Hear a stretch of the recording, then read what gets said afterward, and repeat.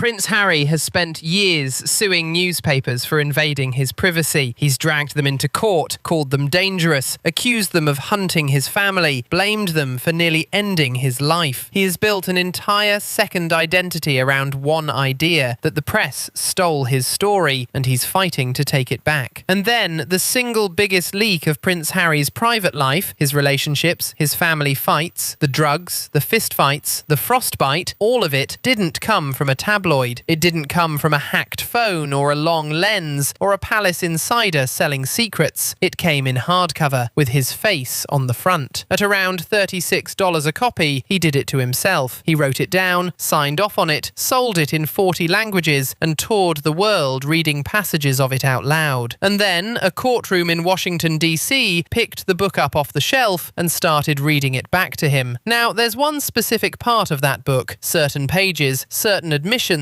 that ended up cited in a federal legal fight, the kind of thing lawyers waive in front of a judge. And those pages are a big part of why a piece of Prince Harry's American paperwork is now, reportedly, a sealed file, locked, fought over. I'll get to exactly what's on those pages and why the US government ended up in the strange position of protecting Harry from his own bestseller. Stay with me, because that's the moment this whole story turns. But I want to be fair from the very start, because this one deserves fairness. Harry's trauma is real. Losing his mother at 12, in the way he lost her, with cameras still flashing at the wreckage, that is a genuine wound, and I'm not going to sit here and pretend it isn't. His anger at the press isn't invented. Some of it is earned. This isn't a story about whether Harry was hurt. He was. This is a story about the strangest decision a hurt man ever made, and how the book he wrote to take back control became the strongest case ever assembled against him, by him. So let's start with the trap, and this one he walked into with his eyes open. When you apply to live in the United States, the paperwork asks you a direct question, a yes or no question about drug use. It's not subtle, it's not buried, it's a standard part of the process, and lying on it can cost you your status. Now, hold that question in your head and open spare, because the book answers it, in print, in detail. Harry writes about cocaine, about marijuana, about psychedelic mushrooms, ayahuasca, described not with shame, not as some dark, rock-bottom confession, but almost casually, reflectively, as part of the healing, the searching, the story. He put it on the page because it made the memoir feel raw and honest, which it did, and it sold like crazy. But here's the thing about writing your drug history into a global bestseller. Other people can read it too. A think tank in Washington read it, and they thought, wait a second, this man told the whole planet he used illegal drugs. So what did he write on his US immigration forms? Did the government know? Did they give him a pass? And they filed a request under the Freedom of Information Act to find out. Suddenly, it wasn't gossip on a podcast. It was federal, documented, a judge involved. And that's where the trap snaps shut, because now there are only two ways this can go, and Harry doesn't control either of them. If his forms match his book, if he admitted the drug use honestly on the paperwork, then fine, he was truthful, but the government fought awfully hard to keep those records hidden for a man who supposedly has nothing to hide. And if his forms don't match his book, if the paperwork tells a cleaner story than Chapter 9, well, that's not a publicity problem anymore. That's a different kind of problem entirely. Either way, one of two documents he's responsible for has a crack in it, the book or the form. They can't both be spotless. And that brings us to the door you have to choose, because there's no comfortable seat in this room either. Here are your two doors, and I want you to actually pick one, because your answer decides how you see the whole man. Door number 1. The memoir was exaggerated, punched up,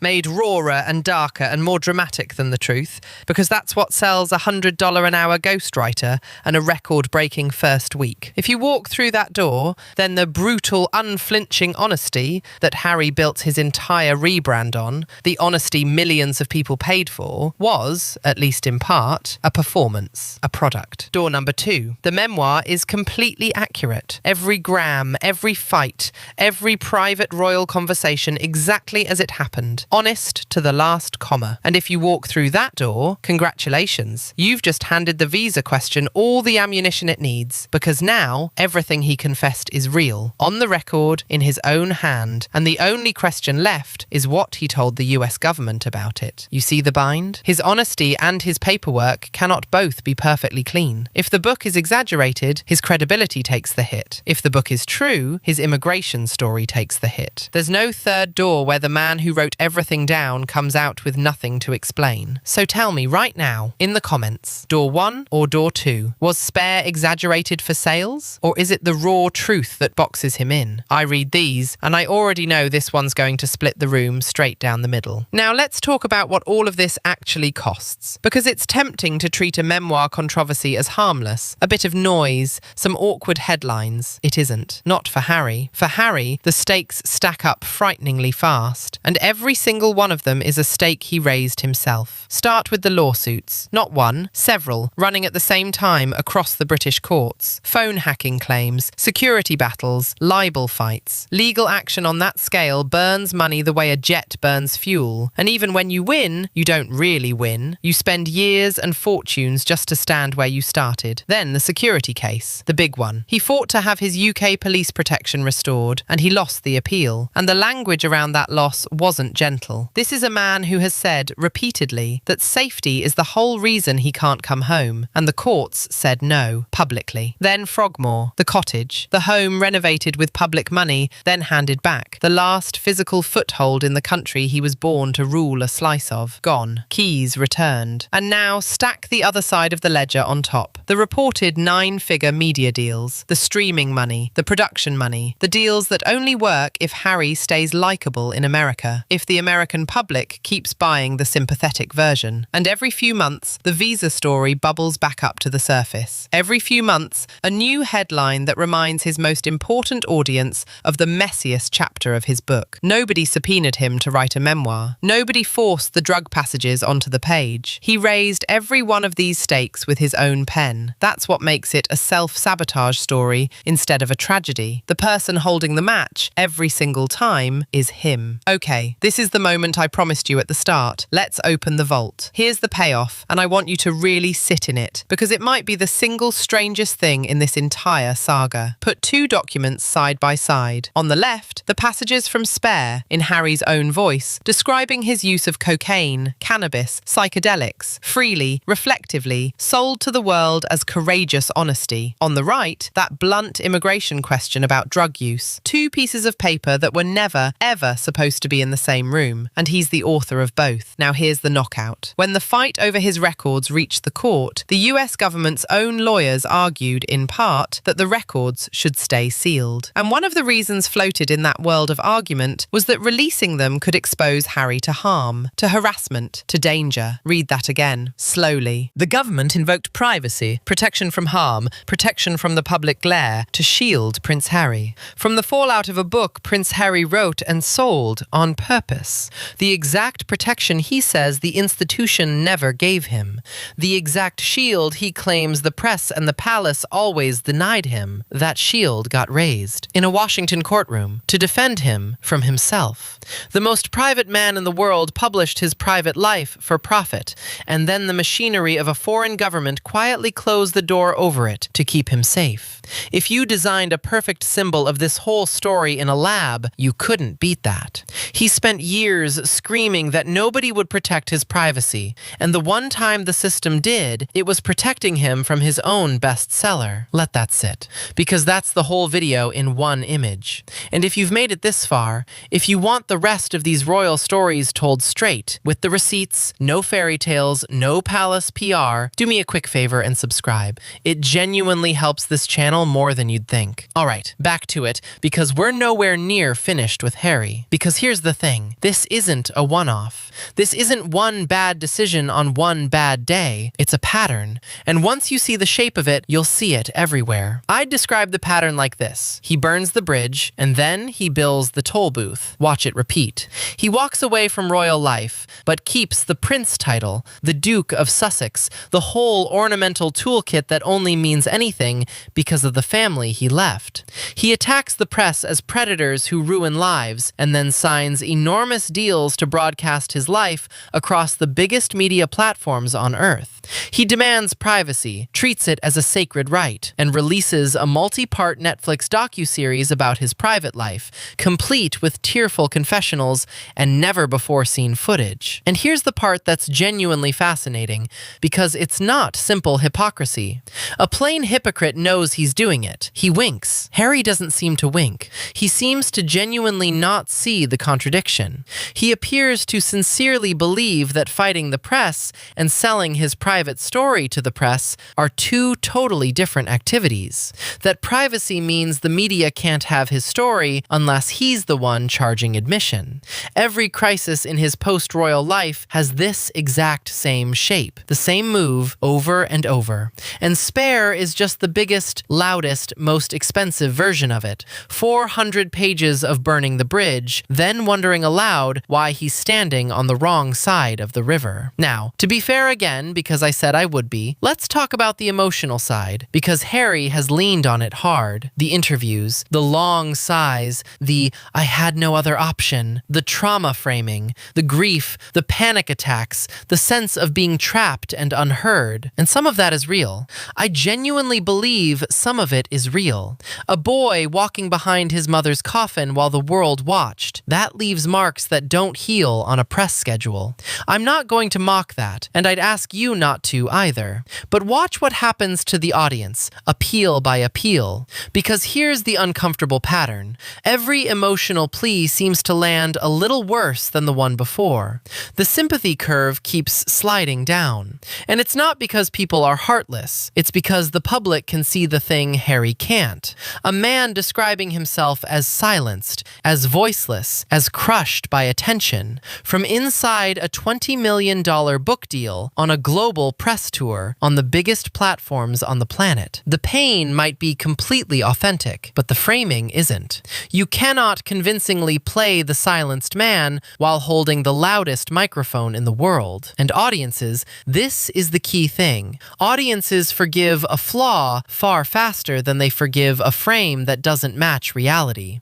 They'll forgive the drugs, the fights, the mess. What they won't forgive is being told the man who published everything is the victim of exposure. The mismatch is what costs him, not the sin, the story about the sin. Which takes us to the core of it, the moral of the whole thing. And I'm going to say it flat because it earns being said flat. He sued half of Fleet Street for exposing his private life. He took the tabloids to court over and over on the principle that his story was his and no one had the right to take it. And history, when it writes this chapter, is going to record that the single most damaging exposé of Prince Harry's life was written by Prince Harry. Privacy was never really the principle. Read the whole arc and it becomes obvious. Control was the principle. He didn't object to his story being told. He objected to other people telling it and keeping the money. Privacy sounds noble. Control is the real engine. And here's the cruel joke at the center of it. The one thing a published book can never, ever give you back is control. The second it's printed, it belongs to everyone. The judge, the think tank, the reader on the train. You wrote it to own your story. You published it, and now everyone owns it but you. So where does that leave him? Let's walk the room and count who's actually standing beside him, because that number tells the truth better than any interview. His brother, reportedly no longer taking his calls. The relationship that once defined him, the heir and the spare, gone so cold that the contact has, by most accounts, simply stopped. His father, a brief meeting when it finally happened, measured in minutes. Not days, not a reconciliation. Minutes, squeezed between engagements. The California circle, the celebrity neighbors, the glittering new world he was supposed to belong to, quietly moving on. The invitations thinning, the novelty fading. And even the commentators who used to defend him now open with a little disclaimer. I say this as someone who genuinely liked him. That phrase, that's the sound of a bridge creaking. When your defenders have to preface their defense with proof they're not enemies, you've already lost the room. He left one institution and never fully joined another. That's the trap he's really in. Not royal anymore, not fully Hollywood either. A man standing in the gap between two worlds. And the thing about the gap is that it belongs to no one. You can't be exiled back to a place you also walked out of. And here's the part he can never take back. The book cannot be unpublished. It exists in 40 languages, in millions of homes, on library shelves in countries he'll never visit. You can regret a sentence, pages. You cannot unprint one. Every door behind him on this is bolted shut. But here's the piece that genuinely keeps me thinking, the unsolved part. And I want to put it to you straight, because his whole future hangs on it. Those visa records, the ones fought over, the ones reportedly sealed, they're sealed today, under the current arrangement. But a sealed file isn't a destroyed file. It's a closed door with a lock on it. And administrations change, priorities change, a new government, a new mood, a single signature, and that door could swing open. What's inside might be nothing, might be everything. Nobody outside that room knows. So here's the real question, the one that decides his second act. What happens to the deals, the settlement, the whole carefully rebuilt American life on the day that file opens, if it ever does? His entire future is, in a sense, resting on a document he can't see, in a country that isn't his, that could be unsealed by a person he didn't elect. Do you think that file stays closed forever? Or do you think, sooner or later, someone opens it? Tell me in the comments, because I promise you, his whole second act depends on the answer, and I don't think even he knows it yet. And if you want the next thread pulled, the night in New York, the car chase through Manhattan that his own team called near catastrophic, and the cab driver remembered very differently. The story where once again the two versions of Harry's life refuse to line up. That one's waiting for you right here. I'll see you in it.